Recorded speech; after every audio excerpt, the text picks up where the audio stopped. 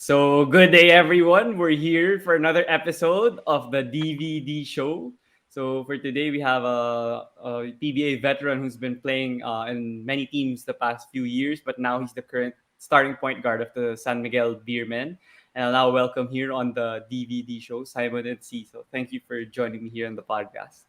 Oh man, thank you for inviting me, bro. Appreciate it. Yeah, for sure. But yeah, to begin, since now you're in the off season, but you mentioned that you're preparing for the pocket tournament since there's going to be a long break because of the World Cup and the Sea Games for Gila. So there's no like legitimate PBA tournament. So how's life Right. been like for you on and off the court? Right now, it's kind of awkward. Or it's not awkward, but it's just weird because usually in the PBA you don't really get an off season. So Mhm. now that we've kind of got a little bit of an off season, I'm just trying to take advantage. Last conference, my body was really beat up, and I just had to like push through the lather part of it. My knee started swelling up, so just trying to recover from that and trying to get stronger and just trying to stay ready. So I'm actually kind of excited to see the guys that we sign in this pocket tournament, or if we are signing any guys to come and try out for us or stuff like that. Because the up and coming draft has a lot of good players, and I heard there's a lot of free agents out there looking to play, and I'm just excited for everyone. I keep looking back and remembering when I got drafted to the PBA, and it was an exciting time. So I can't even imagine how these guys are feeling. Yeah, you mentioned like your body, yeah, it's a bit sore and a bit aching now after the conference. Do you feel that's like, what do you think the reason it's like that? Is it more because the conferences are consecutively played, like there's barely any breaks, or you got more minutes Oh yeah, compared to the previous for sure. conferences? I mean, if you compare it to the NBA, right? They play a lot more games, 82 games a season, where we play maybe 30 to 60 games, maybe depending on how far you go in each Yeah. conference, depending how long the semis and the finals are. Usually they all go to game seven. So especially the last time we made it to the finals, we won, and the semis went to game seven with Morocco, and then we went to Mm-hmm. game seven with Talking Tech. So that was a real grueling. And then we had 2 weeks off, and then we started the semifinal. I mean Next the conference. Commissioners Cup. Yeah, Yeah. so it was just it's been a long year, and yeah, I don't think a lot of people know that about the PBA, how consecutive the conferences are and how hard it is to. That's why I applaud those teams that have won Grand Slams and these coaches that have won Grand Slams. I mean, shoot, everything has to really fall into place, and you guys really they really had to execute to really, because I know how hard it is to win one championship. I can't even Mm-hmm. imagine how hard it is to win all three conferences. Like Yeah. it was grueling to all Filipinos. So to go back to back to back is crazy, and I just applaud those teams and those players that went through all that. Oh yeah, but yeah, you mentioned about your body, and of course, you guys want to bounce back for the next conference, but it's gonna take pretty long before that happens. Since the conference, I Right, think, is October. But October. yeah, you mentioned about your body. So how do you intend to like recover and build up, especially like yeah, this pocket tournament, you can like experiment with other things. You have new teammates, or maybe you can experiment with some schemes since it's not a legitimate conference and not like all the stars are gonna be there. Right. So for me, I'm really taking advantage of this break by I hired a ATG coach. ATG stands for Athletic Truth Group, and Oh, okay. I have been following a couple of the coaches, and they're really big on Instagram. One of the coaches is Knees Over Toes guy, and he has a very good testimony on Instagram on how he walked onto a Division 1 school, then ultimately played and messed up his knee, and now he has an artificial Oh, kneecap. okay. He has a partial artificial kneecap, and um, the doctor said that he might not be able to fully bend his knee anymore. So for him to be able to do the things that he does on Instagram, which is like um, a vertical dunk, like with no step and just being able to land, and his flexibility was a real inspiration for me. So I had talked to him for a little bit, but he's pretty busy with all his clients. So I saw another guy. His name is Range, and on his Instagram, his Instagram is the full range. So I hit him up, and he was kind of more interactive and there for any questions. So I linked up with him, and I've been video calling him and sending him videos. He's been critiquing my form and sending me workouts. So I've just been trying to get stronger, and I feel like I'm getting stronger. So I'm just trying to keep on with the program and hopefully see results, and hopefully you guys see a new and improved Simon and Enciso in October. Yeah. Is it called ATG again? ATG. So it's called Yeah. Athletic Truth Group. Oh, okay. You guys can follow those two coaches at on Instagram at their at knees over toes guy, and then the other one is the full range. So if you guys Yeah, look yeah. that up on Instagram, you guys will be able to see all their videos and what they preach and the science behind um, how they train. It's a whole like forget whatever you learned for weight Mm-hmm. training and all that. Like they go against a little bit of everything and bring a new wave of trying to get stronger in different areas where you're uncomfortable and just really putting the emphasis on mobility and strength. So for me, that's a huge part in longevity in basketball. So I'm just trying to take it as serious as possible because I want to play as long as possible. Yeah, that's great. That's great that you had that mindset. But then, how did you discover that? Like, did you just see it on Instagram? That's why you did someone refer you? How did you, yeah, discover it? So I just kept seeing this guy. I saw this guy on Instagram on my feed, just a random, and he was bending his knee like crazy. And then Mhm. the next video was like him doing these crazy dunks. Then the next video was his testimony on how he messed his knee up, really bad freak accident. Now he has a artificial kneecap. Doctor said he couldn't bend his knee all the way anymore. He might not be able to play basketball anymore. And Yeah. he was doing, he did what I did. He did some research. He found the ATG group and, got with a coach, and now he's teaching it. So for me, I kind of want to, do the same where I get those same results and, better myself for my longevity. Oh, yeah. That's a terrific mindset. And you mentioned also that you like video calls. So they're from abroad. So you like what? Go to a court? You go to like an open space? How do you like do the workouts that they make you do? Um, so so for me, I work out at Cary Sports in BGC. I live Oh, right yeah. by there. So um, I go there, and they have a weight room and then a basketball court. So what I do is he'll send me the week of workouts.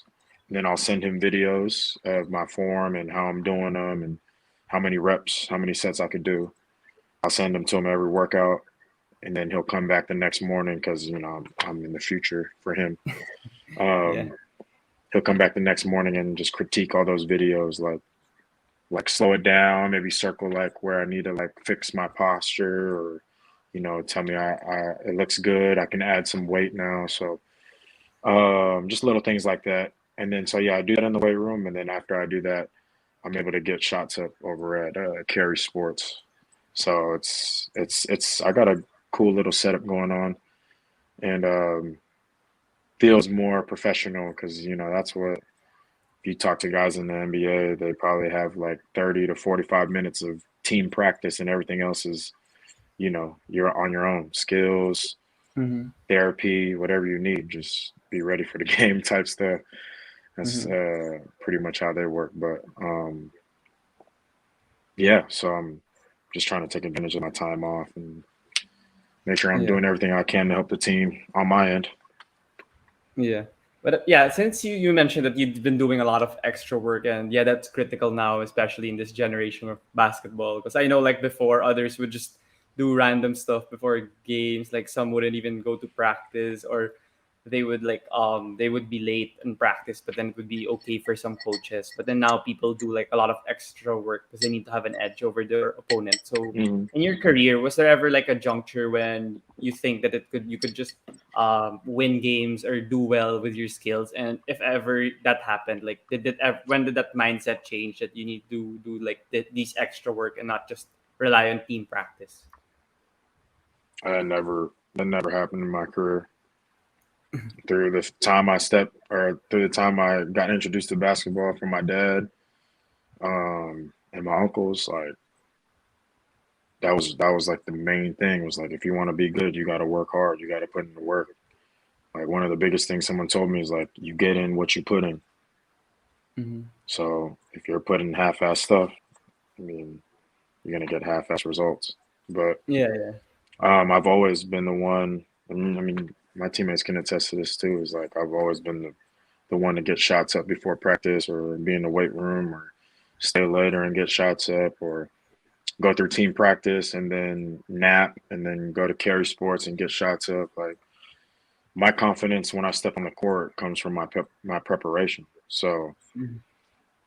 with that, like if my confidence comes from my preparation and I don't prepare well, then I'll have no confidence. So I've never Mhm. there wasn't any point in my career where I could just rely on skill, because I was never the most skilled. I was never the most athletic. I was never the tallest. I was never the smartest. So what I can do is outwork you. And Mhm. over time of that mindset, you get skillful, you get smarter. You know, Yeah. you learn the game more. The game slows down for you. You're able to make reads. You're able to make the right reads. And then after a while, like I'm in my 10th year playing. Um, After a while, you just get with your routine. You know what you need to do, and maybe you're not putting in as much as you were when you were younger because your body can take it, but you're Mhm. working a bit smarter than as if you were younger. You would just put all these reps in, and make sure you make this, make sure you make that. Now, as I'm getting older, it's more of how efficient can I be. So, okay, maybe I'll make 10, but I can't miss two in a row. If I miss two in a row, then I start over. Mhm. Like now I'm working like that instead of just being like, I'm gonna make 1,000 shots today. Yeah, yeah.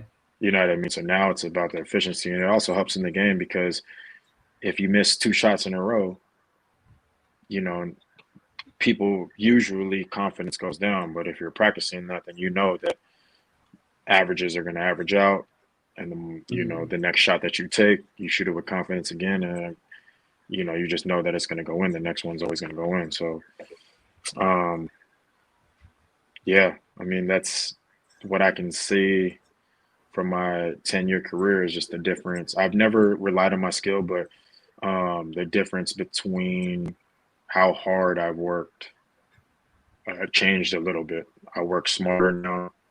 When I was younger, I worked harder. Mhm. Yeah, you're talking about working smarter. Yeah, like everyone needs to also know that, since like like guys like Russell Westbrook, like those players, they have sometimes a hard time to adjust. Like now he is adjusting to his like new role, but then like some people like they're when they're young, they think they can do everything, and even if they're already like 30 plus, they still think Hmm. what they can do at the early 20s they can do. So for you, since yeah, you mentioned it's a 10-year career in the PBA, and not a lot of players are able to have that longevity, and even stars sometimes they don't last that long with like a large role in a team because they can't fit, or they can't adapt with the like changes. So for you, like what do you think are the like key aspects and why yeah you think that you're still here in the PBA after 10 years and continuing after that? I think since the time I stepped foot in the PBA, I think the biggest advice someone gave me was, and this is like the same advice all the Phil Lambs before me gave me, was just like, how do you stand out?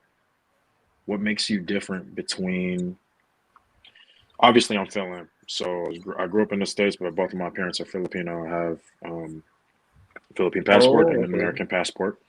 Mm-hmm. Um, but their advice was when I was in the D League, they were like, "What do you bring to the team that someone else on the team hasn't already brought? Like, what Mm-hmm. makes you different? What makes the coaches want to sign you instead of a guy that maybe the same height as you, is from the Philippines, maybe went to UAAP school and Mm-hmm. has a name for himself? Me, I'm coming from a Division II college in San Francisco, California, and nobody really knows about me but my senior year highlight tape of college. Mm-hmm. So, um, for me, what I thought made me different was I took pride on both sides of the floor. I can show you that I can score, and I can show Mm-hmm. you that I can lock up the best guard on the other team or the best player on their team. Like, I always took pride in wanting to guard the best player or wanting to be the best defender, because I knew a lot of people don't like doing that. You know Yeah. what I mean?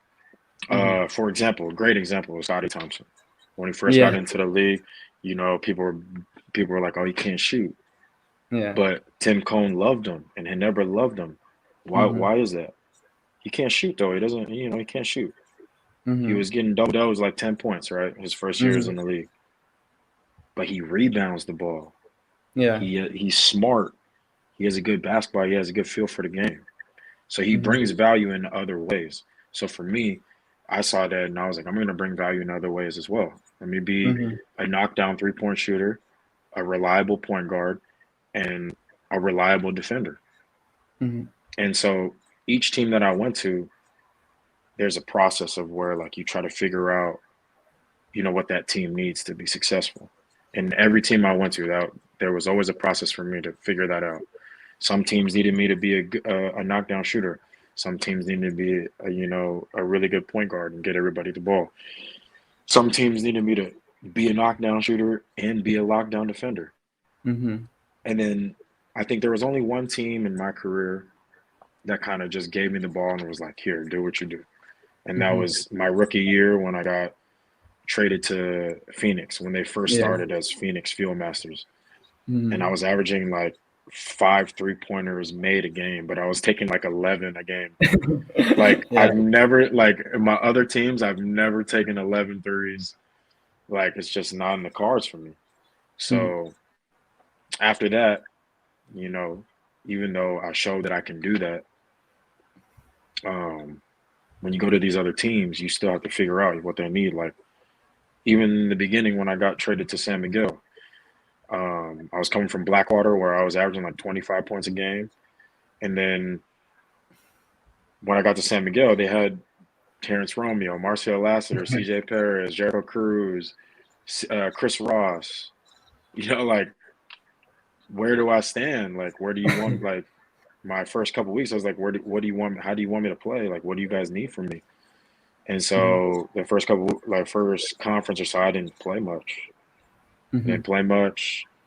Uh, but I was still in the gym. I still try to like keep even though I was so frustrated and asking questions like why don't I play? Like, it never stopped me from being a professional and putting the work.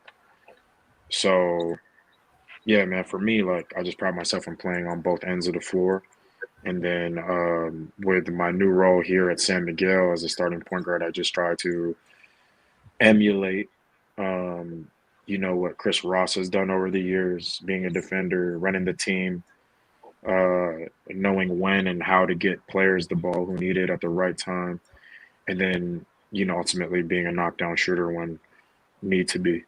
Because with Mm-hmm. Junmar there, he attracts like four guys. So once he Yeah. kicks it out, you just got to be able to knock shots down, and that all came with the process of knowing what they needed from me. So yeah, I think that's what makes me a little different.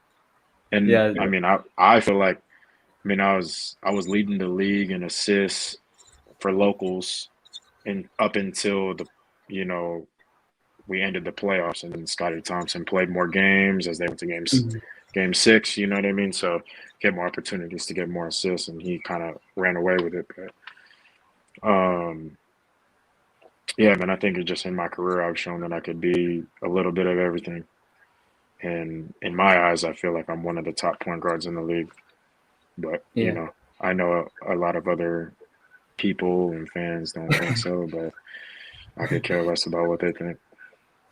Yeah, that's true. I mean, if I was you, I really wouldn't care what the others say, especially like whatever. They have their own biases and opinions on it. But yeah, it's great that you also mentioned that yeah, your assist numbers have been ascending because I noticed that like even if I don't get to watch like San Miguel games, only the highlights, like I see on the box score that yeah, just like there was a game wherein like four of your teammates had like 20 plus points. Then you had like Yeah, I don't know I had how like many others. 13 assists. yeah, yeah, you had like 13 assists. So yeah, that's why it's great that you're There was able a to find them. stretch. There was a stretch in this conference where I had assist man of the day Oh for yeah. like 6 games straight. And I think I got like assist man of the game for yeah. like 8 of the 11 games we played this conference. Yeah. I was like, I think I'm Yeah. gonna put that in my contract next time. yeah, you could say that you could use that as a negotiating tactic. Yeah. yeah. But going back to yeah, San Miguel, you mentioned that you've been adjusting to your role pretty well and now playing in the pocket tournament. Like what are your like expectations or what do you plan to like see as a like as a whole as a team since I'm not sure if like the CJ Perez or the Marshall Lassiter, like the vets, I'm not sure if they're all gonna get to play. So what do you expect to get here and like play also with yeah, you just mentioned like maybe free agents or maybe prospects in the draft. For me, I don't think I'm expecting anything. I'm just if I do play, I mean, if CJ or Marcio or Chris or them they're not playing, I might be in that category as well. So I'm just Mhm. ready for everything, anything. Like I said, I'm still recovering from my knee injury, and um, yeah, I'm just trying to get stronger. This pocket tournament is more for those draftees to show what they got, for these free agents to show what they got. So I'm excited for them, and I'm just excited to see who comes out and plays for these teams, and how they do.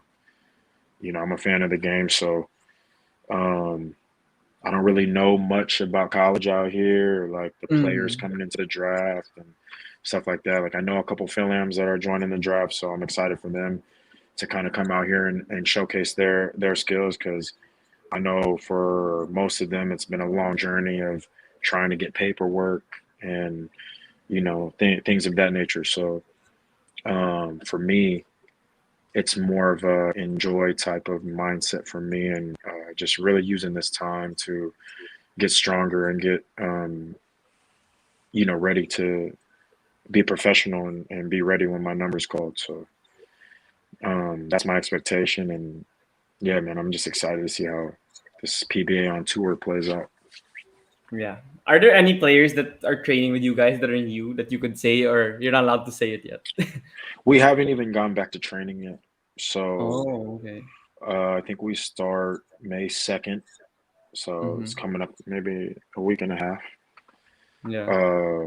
So yeah, we haven't even I haven't even seen my teammates in a while. So yeah, I'm just kind of putting my head down and trying to just get my body to peak shape so I can be able to perform when I need to. yeah. It starts when May 21, right? May 21, and then I think it goes all the way to July 17, Oh, that's a I pretty believe. long tournament. Yeah. Yeah, Do you know like how it works? Like, is there like a number of games you'll play? Is there like a format? And what's your I think opinion we on it? play. Like, it's something new. For me, like I don't know, like I mean, I might be biased because we play all year round, but for me, like I just see no point of it. But I do get it from the business side of the PBA, and it makes sense for them. But as a player who's playing 3 conferences every year, all year round, you know what I mean? Like this is something uh, most players need is rest. You know what I mm-hmm. mean? But as a business side, I do get that Oh yeah. they're losing money um, during these months. So putting this tournament makes sense. Um, But yeah, I'm kind of curious on how it's all going to play out too. But I know that we play everybody once, and there's no playoffs, no championship, so it's just straight through play everybody once. Okay. Yeah, so That's I don't know great. how that's going to work, but I know that there's a couple out of town games. I know there's going to be games here in Manila, and then teams will have out of town games. So I'm guessing, they're just trying to give opportunity for people in the province to come see us play, which is kind of cool because a lot of people aren't able or able to afford to come to Manila and watch, their favorite players. So this gives them a chance to kind of, you know, get closer to them and give them something to remember. But yeah, for me, like I would take the rest over everything. Yeah, that's true though. That's true. But then, yeah, the pandemic also it hurt like the people watching from the provinces. It used to be like there used to be Right. a game on Saturday, right? Like they go to like Bacolod or they go to like Yeah, like Bicol. Bicol, Cebu. Yeah, yeah, Yeah, there's a lot of out of town games for us. yeah. Maybe they'll try that out. Let's see. What I don't also know. I got surprised because I thought it was a long break for the PBA. Like before, I remember people were talking about it. Like they wouldn't have a job for like 5 months or 4 months. Like no basketball. But I guess now there's something new that there's gonna be something For me, different. I feel like it would be very beneficial because, all right, let's picture this, right? The PBA, we're all year round, play all year round pretty much. Mm-hmm. There's no break and there's no time for fans to miss us. Yeah, yeah. With the NBA, they have their season and then it's football season, then it's Mm-hmm. baseball season, and then you go watch those games. You know what I mean? Mm-hmm. And when NBA season comes back around, everybody's like, oh, I'm gonna buy, I'm gonna Yeah, buy, uh, I'm gonna buy tickets for the whole year.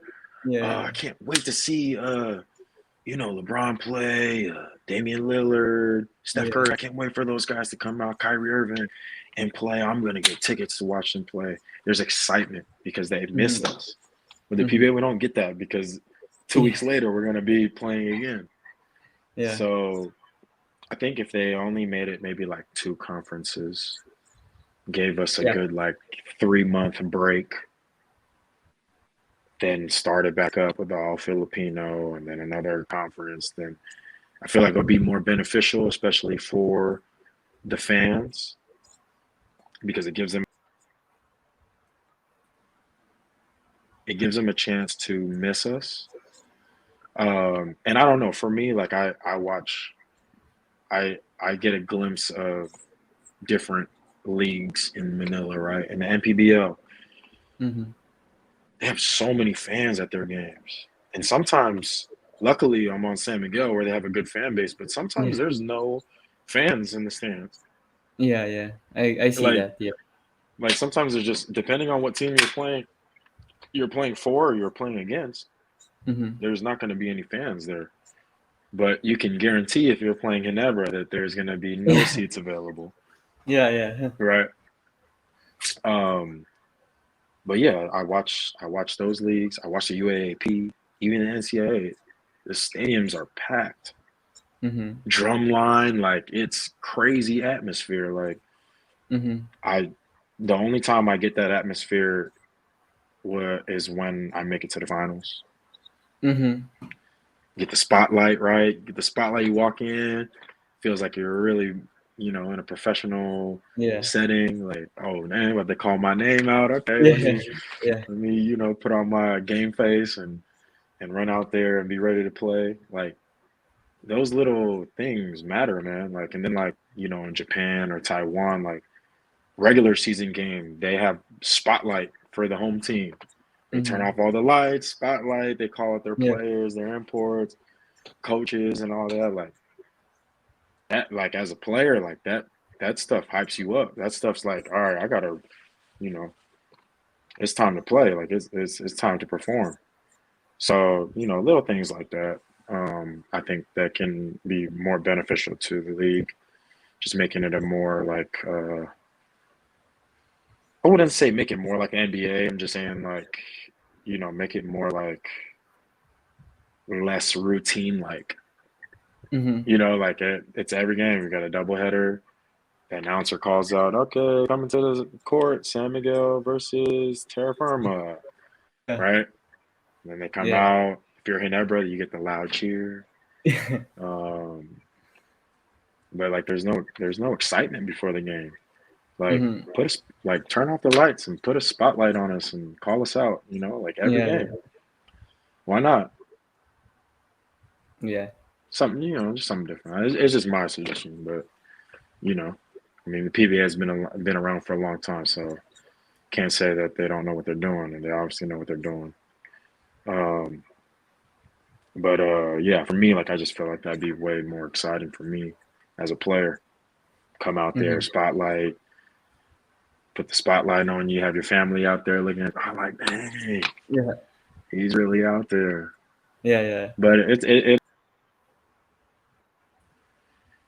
it is also cool to see yourself on TV and be able to, have my parents and, my little nephew back home watch my games. So, in that sense, it's cool, man. Either way, I'm gonna go out there and perform and give it, my all. These are just little suggestions that I think that would kind of elevate our league. Yeah, I understand that too since like I'm for LaSalle and like we play when September to December, I think the basketball Hmm. season, and then we recruited like how many new guys already. Then Ateneo and UP, they're more noisy in the recruitment, but then now we're all waiting until September. We can't like wait for Right, them to play. It's only the right, preseason tournament, but preseason like not all the stars play all the long minutes there.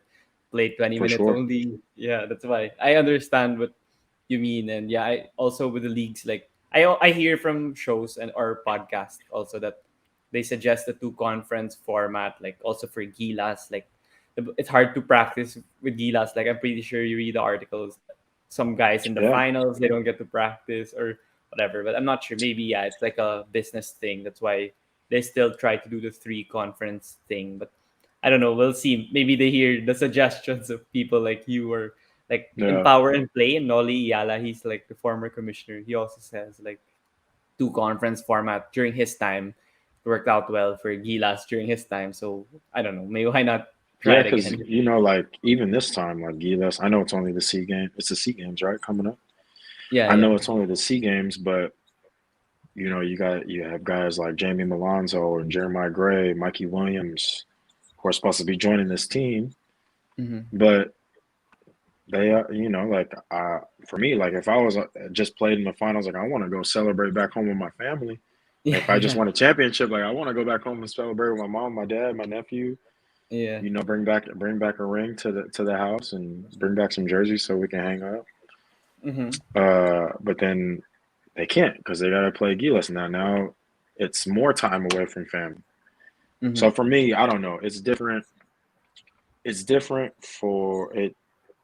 It's different for the Phil-Ams, and I hate saying this because I feel like we're all Filipino, but Yeah, yeah. we get put in a category called Phil-Am, Mm-hmm. and I don't know. I just don't like it because I just feel like we're all Filipino. But in my in my outlook of it, it's difficult for Phil-Ams because we're away from our families.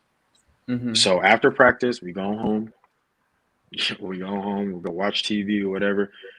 The guys that were born here get to go Mm-hmm. home to their wives, get to go Yeah. home to their mom and dad, their families, their brothers and sisters, their kids. Mm-hmm. You know what I'm saying? Nephews, nieces, just maybe like a 10-minute drive away. For me, like I got a nephew who's 4, and then I got another nephew like about to be born in July. So, and my nephew that's already born, I've missed like I saw him when he was a newborn, and then I saw him when he was about 1.5, Mm-hmm. and then I saw him when he was 3. Mm-hmm. Now he's 4, Yeah. and it's like I've missed so much of his growth. Now he's talking full sentences, and you know what I'm saying. I just feel like people don't get the sacrifice that Phil-Ams make to be able to play in this league and be successful. Like, Mm-hmm. I just feel like why we push for these breaks is to have time with our family, because throughout the year, when we're playing three conferences in a row, It's impossible. we Mm-hmm. yeah, we're excluded Mm-hmm. from any time with our Mm-hmm. family. The time with our family Right. that we have is through video, Mm-hmm. FaceTime calls, and even that's hard because of the time difference. Yeah, So yeah. unless you know about the time difference and set times to talk and spend time with your family, I mean, it's difficult. The first couple of years here, you have to get used to being alone and being homesick. Luckily, I got lucky and was brought into a really tight knit Phil Am group with like Gabe Norwood, Chris Ross, Saul Mercado, Yeah. Joe DeVance, Josh Urbistando. So, Mm-hmm. I got invited to Thanksgivings, Mm-hmm. birthdays, Christmases, New Year's. So I wasn't too homesick because I also formed a family out here Mm-hmm. where we celebrated, the American holidays and we all knew about the sacrifice that we all took to come play out here, Mm-hmm. being away from family and stuff like that. So we all get, everybody needs, to be with someone and not be alone during the holidays. Because I mean, people would never understand this until they're in it. It's like it gets lonely out here as a PBA player, as a Phil Am PBA player, because you're not Yeah. with family. You might have uncles and cousins and aunties, Lolos out here, but it's not like you're seeing them every day. Mm-hmm. You're busy with practice, you're busy recovering, you got to do different things, pay bills, just regular normal life stuff. But I would really like the fans and people to understand what it takes and the sacrifice it takes to be away from family and still go out here and perform ultimately for the fans and for people watching at home. Because I feel like we get hated on for wanting these two 2 months. um yeah, this two conference Oh break, yeah. or the two conference setup so we can have a break. But it's not like we want to have a break because we want to just be on vacation. It's Mm-hmm. all year round we don't get to see our family. So the time that we do, and even when we do the three conference setup, the time we do have with our family is like 2 weeks, three Mm-hmm. weeks. And it's like me flying back to California, San Francisco, is like we get back the same day that we fly out here. But when we need to be back here, we have to minus 2 days from our Yeah. stay because it takes 2 days to get back here. Yeah. So Yeah. it's like we're missing more time now. We Yeah. already Yeah. have a short break with our family, plus with the time difference, we have to miss another couple days. Like, oh man. So just Mm-hmm. try to cherish every moment of it. But it's what I mean, like you can see it from two different ends. I mean, it's what you sign up for, it's what you sign your contract for. You know what I mean?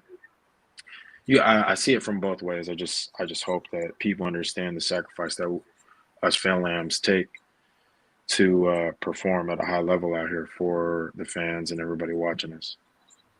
Yeah, I appreciate you sharing that, and yeah, I admire also that you sacrificed a lot playing here in the country and like playing for the fans and for your family, of course. And that's why also like Mikey Williams, right? He's one guy heavily criticized, like right after the conference, right? He would be posting on Instagram that he's in the airport, like and then he'd Mm, go back late. He'd be the only one out on practice, and then people would say stuff already, like criticize him, but then they don't understand that I don't think he has a lot of family also here. So even when you guys like saw him in the restaurant when you won the championship, right? When you beat them, yeah, like people yeah, were criticizing him, but they didn't know the yeah. He story. thought Like, yeah. he actually was there before us.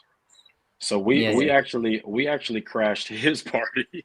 yeah, yeah, We yeah. actually crashed his dinner because he was Mm-hmm. there hours before us.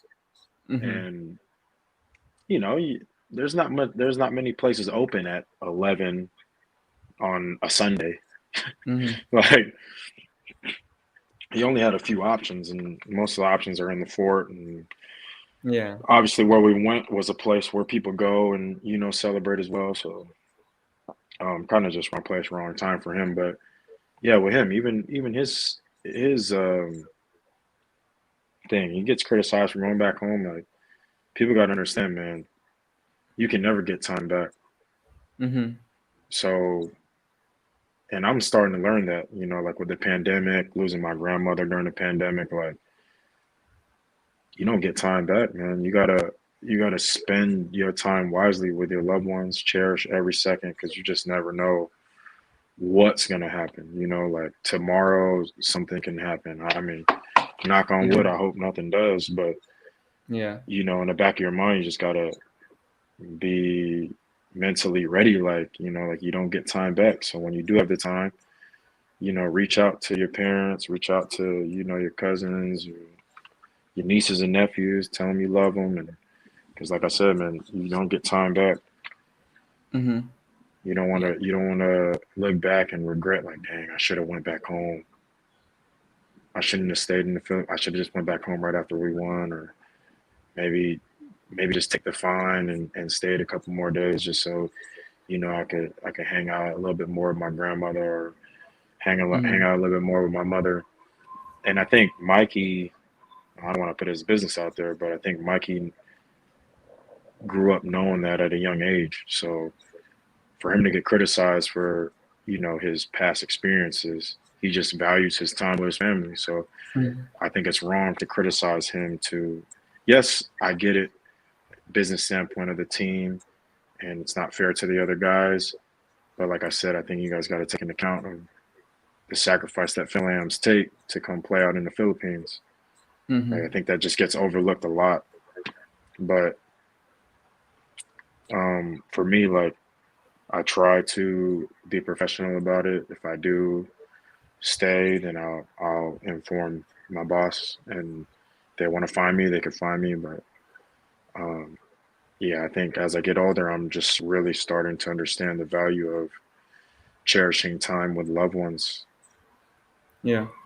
Yeah, that's something that the listeners should actually also get, because some people take it for granted. They'll say like, oh, there's still have time, let's whatever, like you can do something else, Right. or let's do it next month or whatever. But you never know sometimes when things happen. And yeah, I think also like everyone realized a lot when the Kobe thing happened before the pandemic, when Kobe Exactly. Bryant. Yeah. Yeah. But I wanted to ask, Exactly. since you mentioned like Phil Amps, and I've had like the guys you mentioned, like Gabe, Joe, and like Saul here in the podcast. So they talk a lot about it also. But I wanted to ask also about the rule. Like there's a rule in the PBA, I think. I'm not sure if they still follow it, wherein you need to have like 5 Phil Amps only, like, or Yeah, something per that's team. another Like they, thing. what's your thoughts That's on another that, thing. and how could they like maybe adapt or adjust? Because that's been an old rule. So maybe now it's new time, they can change it. For me, this is just my point of view. I'm not saying they should change it. I'm not saying they're wrong Mm-hmm. for it. I just don't think that we should be categorized as failing. Mm-hmm. Like it takes so much work and time to achieve these papers needed to be eligible to get drafted in the PBA, that after all that time, okay, this is my situation, right? This is how I see it. And Mm-hmm. a lot of situations for Philams are the same or much harder. For Mm-hmm. me, I came out here after having a great senior year at a Division II school, NCAA Division II school in California. Made a highlight tape, sent it out to a couple coaches. They told me that I had to move out here and try out for these D League teams and get my paperwork done. So I save up for a one way ticket, which was $700 one way. I pack up all my things. I sell my Mm-hmm. car, so I have extra money when I'm out here. Yeah, yeah. Um, and I move out here. I move into a studio in Capitolio. Mm-hmm. where I can touch the walls Mm-hmm. with my hands. Mm-hmm. And right when I land, that day I land, I had the whole day to myself. I try to figure out where I was at, where I can eat, where I could get groceries and, stuff like pay my bills. And then the next day, I had to get all my paperwork. There wasn't any Grabs, Ubers, Yeah. Ankas, nothing. Mm-hmm. I had to sit outside my condo street and flag down taxis Yeah. to Yeah. take me to immigration so I can get my paperwork done. And so I did that for 2 weeks straight, every morning from the day I landed, 2 weeks straight, every morning. So long. And this is another thing that they don't get is like when I moved out here, I understood Tagalog. I did speak it. So when I Mm-hmm. would flag down these taxis, I was like, Kuya, immigration, can you take me to the immigration? And Mm-hmm. because I spoke English, they were like, oh, no, no, nosebleed. I'm not, Yeah. no, Yeah. no, no, just drive off. Yeah. So I'm like, oh my God, I'm about to be late. I need these papers done. Like, Yeah. it was a stressful time. So for it, I'm sure it's even more stressful now because I feel like they're more strict on the paperwork you need now and Mm-hmm. stuff like that. So for me, it was it was already stressful time to get the paperwork just to be even eligible to get drafted. Yeah. Right. Like So Jeremiah Gray, right? right. So that Yeah. was a stressful time already. And then you get drafted to the D League where you're put up against these guys who already have a name for themselves, who already have a following for themselves, who already have a relationship with the coach because they're so well known from their colleges. And then you take little old me from California, Mm-hmm. who it doesn't even matter if I'm more skilled or if I'm better, if, they just don't know me. Mm-hmm. So you get put on this team, you go through tryouts, you actually show that you can play, they like you, okay, put them on the team. Then when the game comes, I was playing like 2 to 3 minutes a half, and it'd be at the end of the half or end of the game, um, depending on what the situation of the game was. If we were Yeah. Yeah. winning, if we were down, if we're getting blown out. Yeah. And it wasn't until the playoffs where they played me and I scored like 15 points and we won that they started giving me a chance. Mm-hmm. So luckily, I was ready for the opportunity, but I can't even imagine that these Philams now to have a stressful way to get your paperwork, then get on a D League team so you could be eligible for the PBA draft, to not play until your opportunity comes, to be mentally strong, to just keep putting your head down and keep working and being ready for that opportunity. And then after the D League, you get put in a draft where now you're put up against those same guys with the same following and the same name for themselves, and it's Mm-hmm. just you and whatever you have on YouTube or whatever you shown at the combine or whatever you shown at the tryouts of those PBA teams. And then as you get drafted, they say you get drafted and it's not even guaranteed that you have a contract. Yes, it's So not. after you Yeah. get drafted, you go to dinner with the team, right? They say when practice is Mm-hmm. tomorrow, and the day Yeah. after you have practice. And that whole week of practice, they're evaluating you to see if you could get if you're good enough to get a contract. Mm-hmm. And as a Philam in the PBA, the rule is either five, or I think they changed it maybe a couple years ago to seven now. Oh, okay. 7. So you're allowed 7 spots per team for a Philam. And that's why I don't Mm-hmm. like that they call us Philam, is because we did all this paperwork to make sure you know that we're Filipino.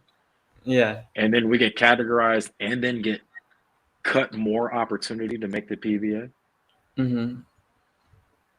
Like at this point, it's not even about skill. It's about who Mm-hmm. you know now. You know what I mean? So that's just on me. Like I feel like it's super hard for Philams to get into the league because of so many different rules. Mm-hmm. And yeah, hope. I mean, maybe they'll change it, maybe they won't. But it also, you could see it on the other side of it, where it's like, okay, I'm getting little opportunity, and I have a small window to put my foot through the door to get into this league. Okay, now I got to really work and be focused, and really show people that I belong here. So it could work out both ways. It just depends on how you see it. Yeah. Yeah, it's good that you also mentioned that it's difficult for Philams, and for you, like the longevity part, it connects well because even if it was difficult in the beginning, you found your niche in the PBA. And yeah, you mentioned a lot already that you can adapt to various roles, depends on what each team makes you do. So in the start of your career, Right. right, you were like moving around like Phoenix and Lex and a lot of these other teams. So in that part, like in that part of your career, like what were you like thinking? Were you like thinking of maybe going back, or were you really like really wanted to stay here, even if like you kept moving teams, you kept changing roles, and I don't know, maybe the systems are very different also compared to what you were used to playing in the States, playing in San Francisco. So what was your early juncture of your career like before you actually found like this spot now, like San Miguel and Blackwater and TNT, wherein they actually already play you a lot every night? Right. For me, when I moved out to the Philippines, my mindset was there was no way I'm going back home without saying that I made it. Mm-hmm. That was my mindset. Like I've seen so many Philams from my area be like, "Oh yeah, I played out in the Philippines." Oh, and then you ask them like, "Oh, when?" Or like, "For who?"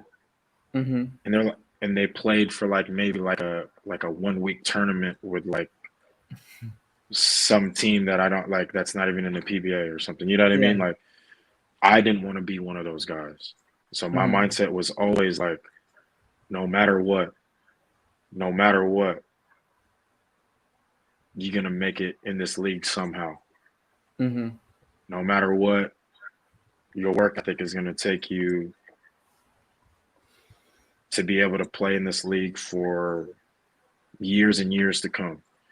And myself, with my work ethic and surrounding myself with all these, high valued Philams in the PBA, I feel like it was a bit easier because I had people to talk to and give me good advice on what I needed to do, how to present myself, um, how to keep my emotions intact and in control. Um, but yeah, my early years was there's no way I'm not gonna be on that floor, and then there's no way I'm not gonna compete for a spot on a PBA team. Like I've come way too far, and I've worked way too hard in my life at this game, and there was no way I was gonna go back home as one of those Philams that I was out there, but I didn't really make it, and I didn't want anybody back home or any of my peers, any of my family members, even have a chance to be like, "Oh, well, he tried." I'm like, "No, I did it." Yeah. You know what I mean? Like that was my whole mindset. I was like, "No." Even the time where I was like, "Man, I don't think the Philippines is it for me." Like I'm homesick. Like I just want to be home with my family and friends. Like there was always the voice in my head, like telling me to stick it out. So yeah, that was my motivation at the time. And then like my first years and my first couple teams, like I just wanted to be out there and like compete and show the league that I deserve to be here and that I belong here. And I feel like in my first couple years in the league, I showed that. Yeah, I'm pretty sure you did, and I've been following your career. Like, yeah, you've been one of the best shooters here in the PBA, and I sometimes I wonder like why they moves you. Like, for instance, like in my opinion only, like when you were on TNT, like wasn't that in the Mm, bubble when you guys made the finals and you were like the starting point guard? And yeah, I don't know, you guys played well, except in the finals. I think there were injuries that happened. That's why you didn't get yeah. to We have like lost a Bobby close. Ray, we lost Yeah, Jason Castro. yeah. Yeah, we lost a lot of guys, but we had a hell of a season. I think it's just what the management wants and needs. They heard. I mean, obviously it worked out for them. They heard Mike Williams joining the draft. Mm-hmm. Unfortunately, this is an unfortunate. Like I played well enough to have enough value for them to trade me to Blackwater to get their pick for Mikey Williams. So I mean, it all played out, for the best for them. I mean, there's no hard feelings on Talking Tech side. It's just it's part of the business, man. Like that stuff happens even worse in the NBA. So it's just part of the business. For me, like my mindset is just be grateful for that I'm still playing the game that I love and getting paid for it. So um, that was my gratitude motivation, and then my competitive motivation was like, okay, wherever I go, I'm just gonna help them win Yeah, or that's try a or try to help them win. yeah, it's a brilliant mindset. I mean, not everyone would have that mindset when they get traded like numerous times in their career because others might think that they're not wanted in that organization or something. But good that you have that mindset. But yeah, playing against TNT in the finals. Let's talk about that. You winning the championship against them in the All Filipino Conference. So how did that feel like for you, especially going up against your former team, and then yeah, you said they traded you to get the pick to get Mikey, and then now weren't you like one of the primary defenders on Mikey in the finals, and you did like a pretty good job on him, and you guys Yeah, I won. did So pretty how was well. the whole journey like for that conference? Well, when we figured out that we're gonna play TNT in the finals, obviously there's a fire that was lit on my Mm-hmm. end. Just to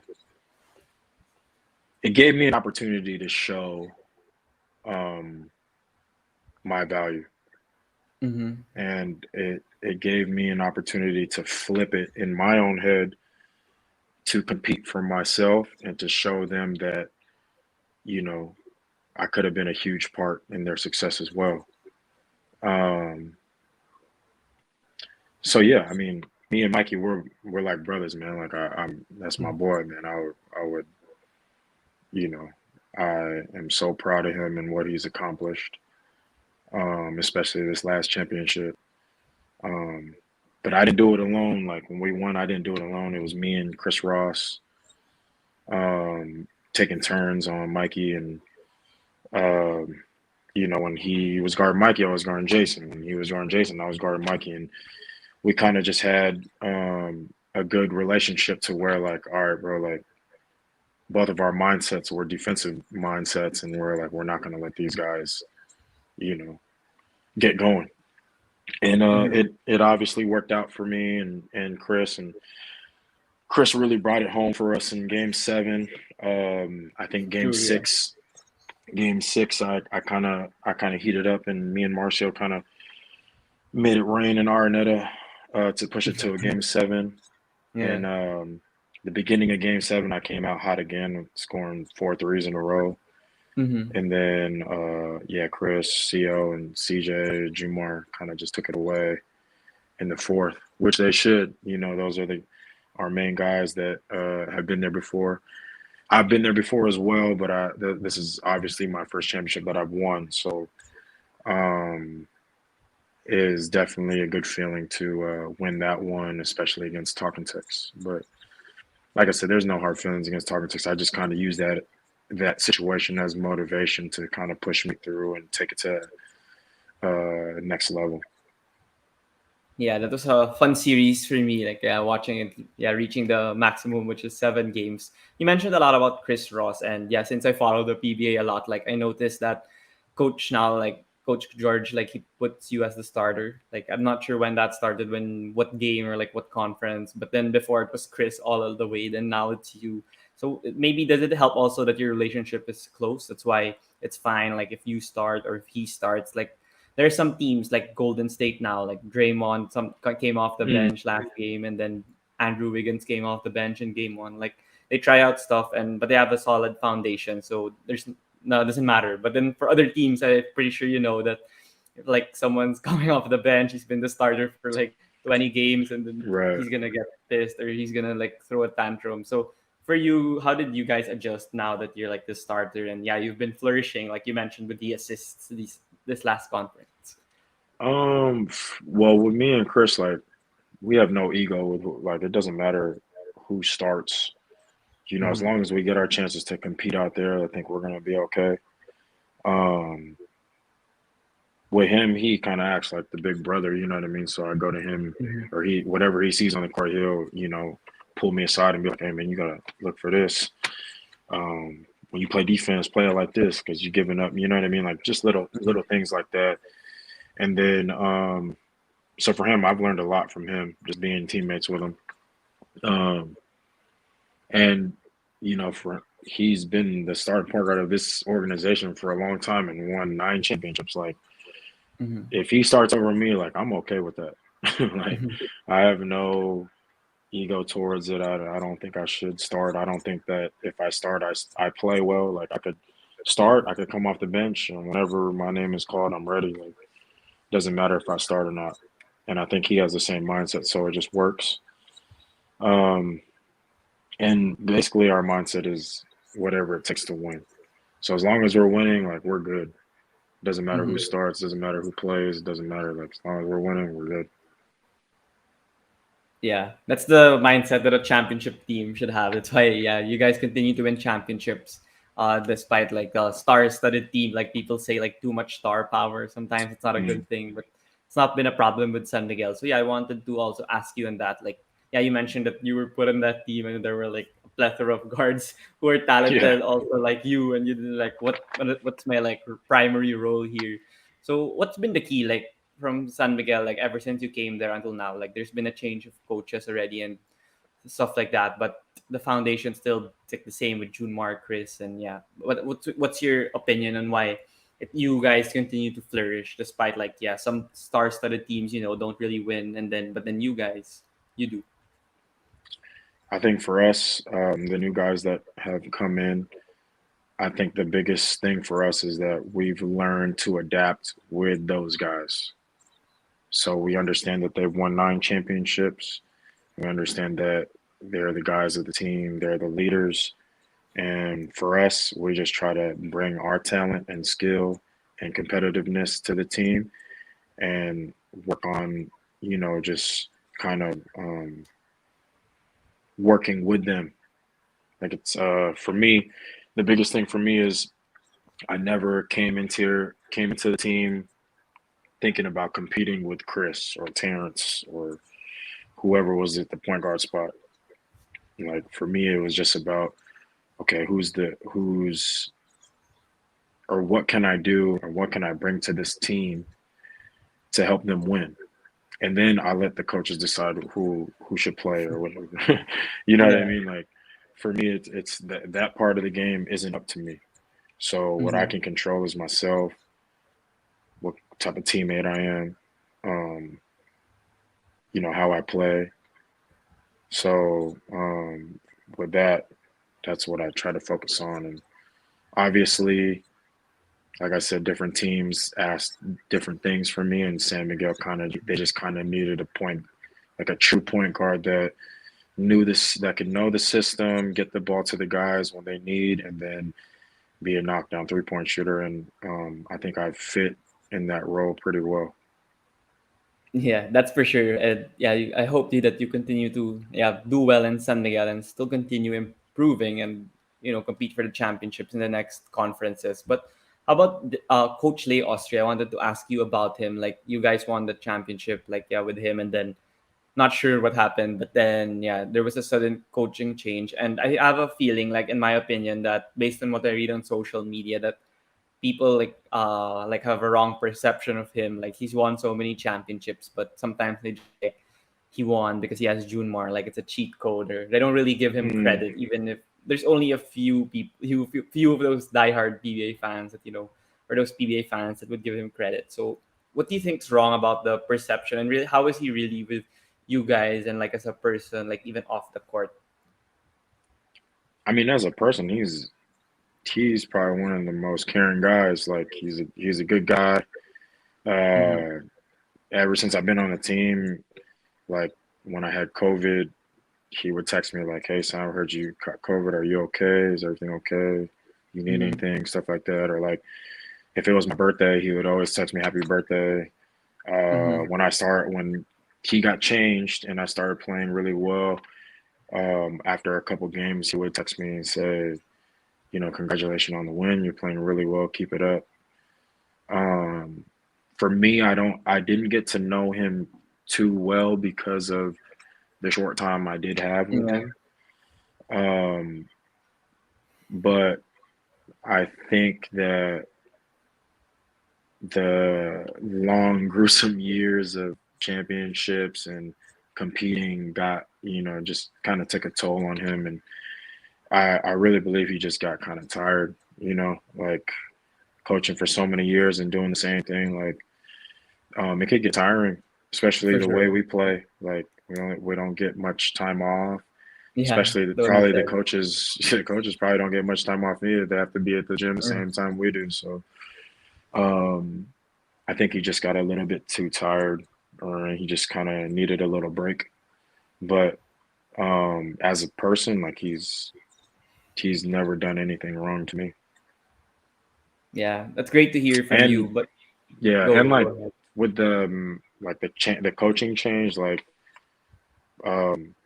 for me, like kind of just happened, and then like we didn't ask questions because we just went straight into the season. So for me, like I don't know what happened, but um I guess it was the decision of our collective decision from Coach Leo and the management and the other coaches, and then they make Coach George the head coach.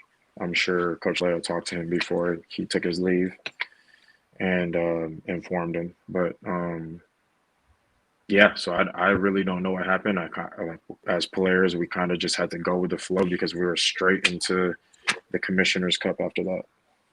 Yeah. How did you guys find out about it? And I mean, you can come down to like the nitty gritty and what's different between the two of them, but like, what's the main difference of playing? Like, not like who you prefer, or what, but like, what's the main difference based on the team's style of play or offense and defense? Like, what's different from the two of them? Um, I think there's a lot of similarities, but the difference with Coach George and Coach Leo in terms of offense is Coach Leo stuck with what he knew won him championships, which was feed the ball to Junmar and then be ready to shoot, work as a team, um, shoot with confidence and work through Junmar. Um, and then with Coach George, I mean, granted, Junmar got hurt a couple times, so we had to figure out ways to win without Junmar. But he still had a system where it incorporated Junmar, and it also incorporated the strengths of other players to contribute as well, just in case we had to move away from Junmar. Mm, Um, so that was a difference. I wouldn't even call it a difference. I think it was just an adaptation from the events that had happened. mm, With Junmar getting surgery in his throat, to the Japan MCL sprain. Um, So we didn't really get to have Junmar throughout the whole yeah. season. You know what I mean? Mm. But when we did, we were very successful. So, like I said, there's a lot of some similarities, and I don't think it's a difference. I just think that Coach George had to adapt to what he had on the team at the moment. Yeah.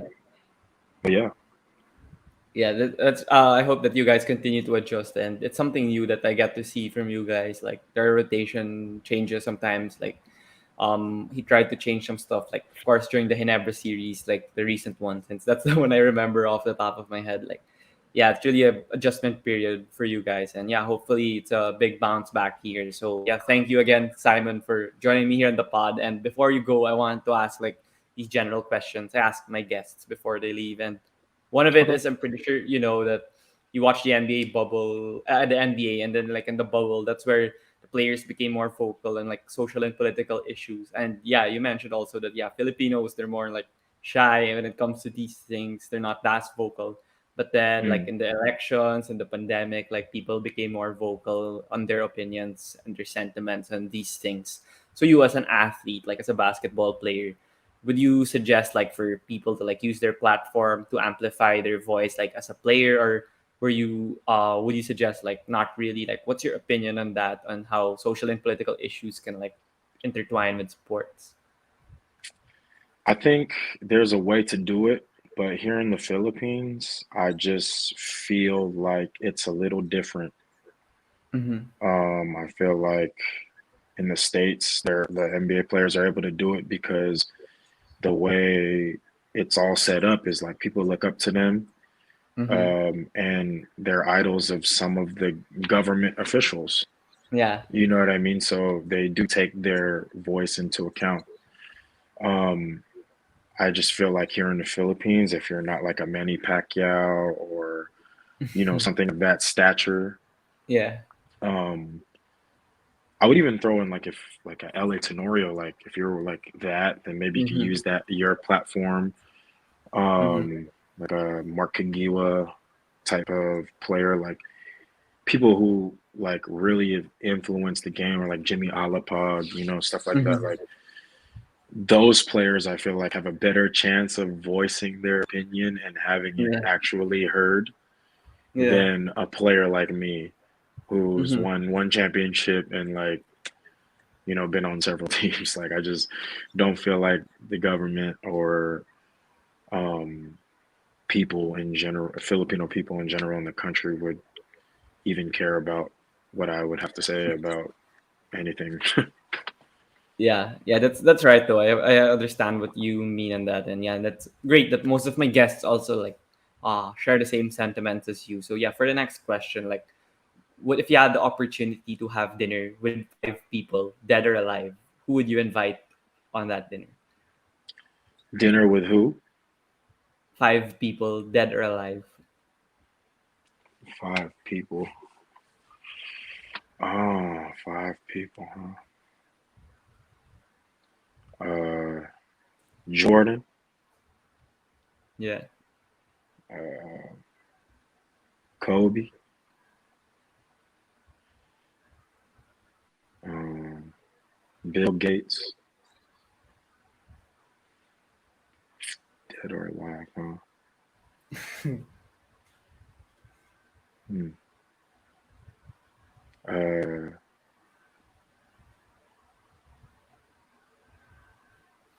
5 people you said, right? Yeah, you have So I'll three go already. Jordan, Kobe, Bill Bill Gates. Gates. Um, man, It's tough. I would go with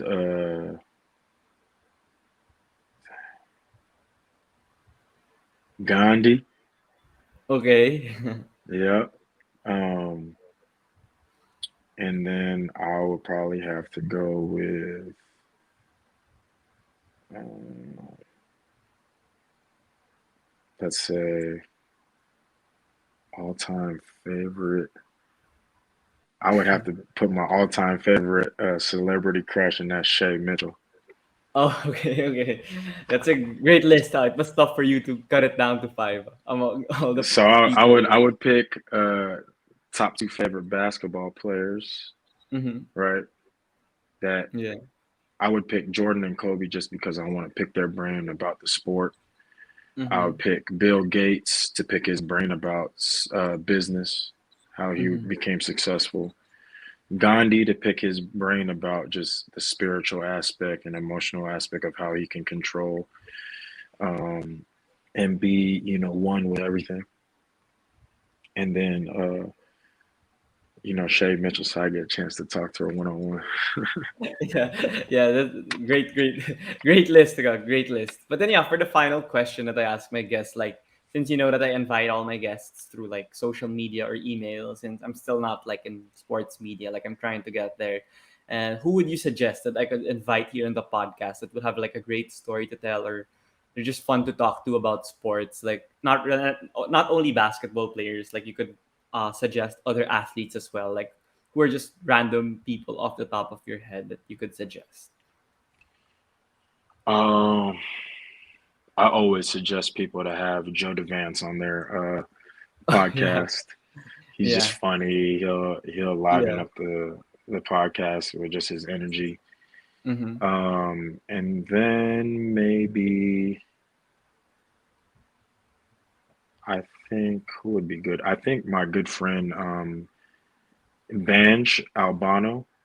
He works really close with like the EASL and like He's Oh, okay. really he's really good. He's really in tune with the sports out here and in Asia. Mm-hmm. He's very business mindset. Um, you could probably pick his brain with like social media and how to get into media. He's very well connected. He probably also That's has a great. good story. I know he tried. I know he played out here for a little bit. Oh, okay. So, but then took a whole nother route. So Mm-hmm. maybe that'd be a good change of pace for your podcast. So Banj For sure. Albano. Oh, okay. Yeah. So I'm not familiar with him, but yeah, I could check him out on social media and Yeah, yeah. his Instagram is Banj Billions. Okay. So Okay. just Yeah. I mean just by the Instagram name, I think it's gonna be a good clickbait. Of course. Yeah. Of course. So yeah, thank you again, Simon, for joining me here in the pod. And do you have any final message before you go? For me, I would like to give a message to all like the Philams that are trying to come out here to play in the PBA or follow footsteps of the Philams that have done it already. Uh, just make sure, man, this is something you want to do because this life is not for everybody. Like if you rewatch the podcast, there's a lot of factors that come into playing in the PBA. There's a lot of factors mentally. There's a lot of factors physically, spiritually that you got to take into account, and you got to be 100% willing to do anything to be successful to make it out here. So my advice to you guys is just keep working hard, keep honing your craft. When you come out here, be ready for opportunity and be patient, man, because everything's gonna happen how it's gonna happen. Yeah. Thank you for that final message, Simon. And before you go, is it okay if we take a picture? Sure. Okay, I'll take it from here. One, two, three. Okay, thank you, Simon, for joining me here in the pod. And yeah, see ya at the PBA games. And yeah, stay Yes, safe. sir. Diego, man, thank you so much Yeah, for having me on the show, brother. Appreciate it. thank you. Thank you. Bye bye.